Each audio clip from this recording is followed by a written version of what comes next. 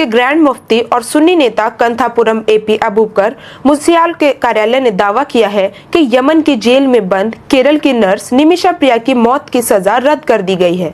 हालांकि इस बारे में अब तक केंद्र सरकार की ओर से कोई आधिकारिक बयान जारी नहीं किया गया है, न ही यमन सरकार की ओर से ऐसी कोई घोषणा की गई है। ग्रैंड मुफ्ती के करीबी अनुयायी जवाद मुस्तवैफी ने दावा किया, यमन की राजधानी सना में एक उच्च स्तरीय बैठक के बाद निमिषा प्रिया की मौत के फैसले को पलट दिया गया है। जवाद मुस्तफी ने दावा किया कि ये फैसला भारतीय ग्रैंड मुफ्ती के हस्तक्षेप के बाद लिया गया है। ग्रैंड मुफ्ती ने यमन के प्रसिद्ध सूफी विद्वान शेख उमर हफीज थंगल से यमनी विद्वानों का एक प्रतिनिधि मंडल भेजने का अनुरोध किया था। मध्यस्थता वार्ता में उतरे यमन के शासक, अधिकारियों और अंतर्राष्ट्रीय राजनयिकों ने भी भाग लिया, जिसके परिणाम स्वरूप ये नतीजा निकला। मुस्तफी ने कहा कि चर्चा के दौरान कई महत्वपूर्ण निर्णय लिए गए और आगे की कार्यवाही मृतक तलाल अब्दो मेहदी के परिवार के साथ जारी बातचीत पर निर्भर करेगी। निमिषा को यमन में क्यों मिली मौत की सजा? केरल के पलक्कड़ की निवासी निमिषा प्रिया साल 2008 में एक नर्स के रूप में काम करने के लिए यमन गई थी।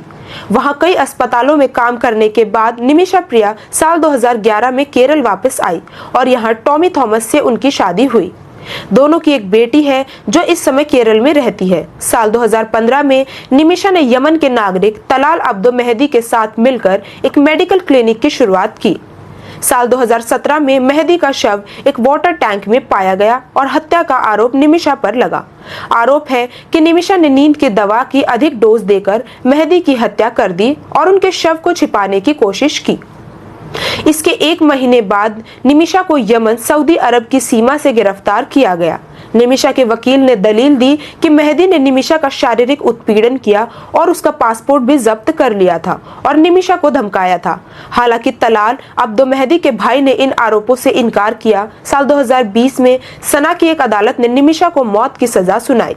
साल 2023 में यमन के सर्वोच्च न्यायालय ने भी इस सजा को बरकरार रखा। निमिषा प्रिया फिलहाल सना जेल में बंद है। नर्स निमिषा प्रिया को अपनी यमनी साझेदार तलाल अब्दो की हत्या के आरोप में मौत की सजा सुनाई गई है।